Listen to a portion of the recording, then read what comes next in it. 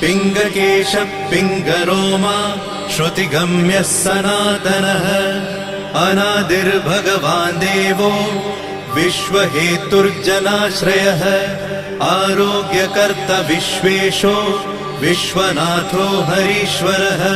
भर्गो रामो रामभक्तः कल्याणप्रकृतिस्थिरः विश्वम्भरो विश्वमूर्तिर्विश्वाकारश्च विश्वपः विश्वात्मा विश्वसेव्योऽथ विश्वो विश्वहरो रविः विश्वचेष्टो विश्वगम्यो विश्वध्येयः कलाधरः प्लवङ्गमः कपिश्रेष्ठो